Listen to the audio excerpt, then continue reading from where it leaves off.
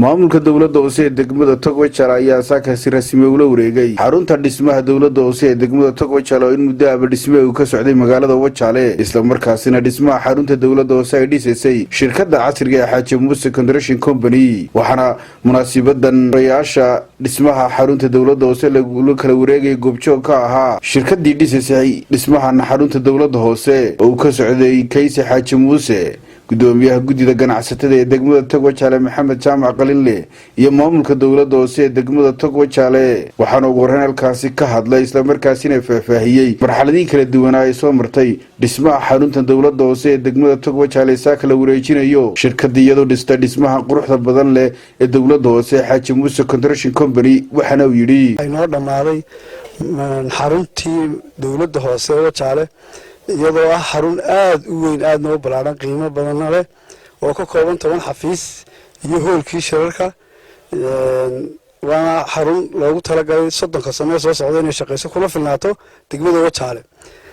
aniga ku hadlaya afka shirkadda Xaaji Muuse Construction Company anaga farxad weyn iyo qiimo weyn bay noo tahay anaga mashruucii dhisnay dhamaynayna ilaahayna nabadgeliyo noogu dhameeyay alxamdulillaah rabbil caalamiin intaan fureedii ku wareejinayno maamulkii dawladda hoose Wajaale wakaas anagoo dhamaystirnay mashruucii xarunta xafladan furaha laga wareegay shirkadda Xaaji Muuse ee dhistay xaruntii dawladda hoose ee degmada Togwajal waxaan goobjoog ka nahay oo marxaati ka nahay in laga jeegareeyay oo laga eegay oo farsamo ahaan muuqaal ahaan iyo manfac ahaanba sidii loogu talagalay ay shirkadaas uga soo baxday dhinaca kale waxa isaguna halkaasi ka hadlay gudoomiyaha gudida ganacsatada Maxamed Jaamac Qalinle iyo maamulka dawladda hoose ee degmada Togwajal oo horkacaya gudoomiyaha degmada Togwajal mudane Cabdiraxmaan Yuusuf Maxamed Hiil walaal gudoomiye ku-xigeenka degmada Togwajal Maxamed Xuseen Maxamed iyo xogayaha fulinta dawladda hoose ee degmada Togwajal Cabdilaahi Xasan Samaale iyagoo ka maqlaati kacay quruxda iyo sida casriga loo dhisay xarunta dawladda hoose ee degmada Togwajal ay maanta la wareegayaan furayasheeda waxaana yiraahdeen inuu shirkadii Xaaji Muuse Construction Company aanu kala wareegno furaha aanu kala wareegno dhammaan sidii heshiisku ahaa waxaanu ka jeegaraysanay oo aanu ka eegnay gurigii si loogu talagalay ee la isla ogaa ma u fulisay mise uma fulin way u fulisay shirkadu ilaahay miisaanka xasanaadka ugu daree si weyn oo leh jecel leh oo rajo weyn ay ka qabaan oo ay u damqanayaan ay guriga u dhiseen meel kasta dhismaha intiisi waxbayba ku dareenba taana waxaan ugu haynaa iyaga mahadnaq gaara cid kasta markaa waxaan leeyahay hawshaas saas ku dhamaatay oo ogeysiinaya annagana ka dawlad hoose ahaan sharaf weyn bay noo tahay maanta xarunteedii oo noo dhamaatay taas oo aanu guud ahaanba maanta shaqaalaha iyagii hal meel soo wada degi doono awal waxaan ku jirnay meel kala duwan oo shaqada iyadu dhisal iska wada warhaya way adkayd laakiin maanta marka hal meel la wada degan yahay wax weyn bay noo tari doontaa oo xarun aad u qurux badan oo hoolkeedii leh oo hoolashii gaarka ee shirar kale oo marti sharaf iyo madax iyo cid kasto maamuus leh aan ku qaabili karno aad iyo aad bay farxad weyn loo galay alxamdulillaah si fiican oo sidii heshiisku ahaa waxaan uga tirsanay bit by bit qodob baan isku dul taagnay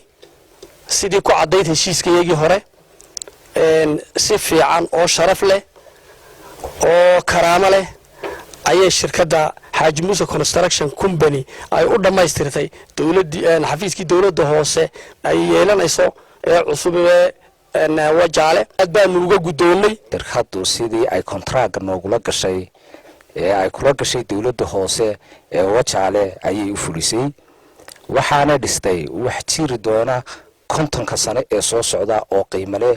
ayay dhistay taasi oo macnaheedu yahay in dhisme awood leh oo wax soo saarkayga kor u qaadi kara xagga shaqaalaha iyo xagga farsamadaba aanu ka hayno shirkadaasi ta kale ka maamul ahaan annaga waxay noo qabanaysaa in aanu ku wareegno meel muhiim ah oo qiimo leh oo hadhow shaqada dhammaan aanu ku maamuli karno shaqaalaha guud ee dawladda hoose waxna noo tari doonta macna weyn noo sameyn doonta control fiican oo shaqaale ahaan aanu iyo maxay ahayd bulsho ahaanba aanu ku qaabili karno maamulada kale iyo degmooyinka kale iyo madaxda kaleba aanu hayno maanta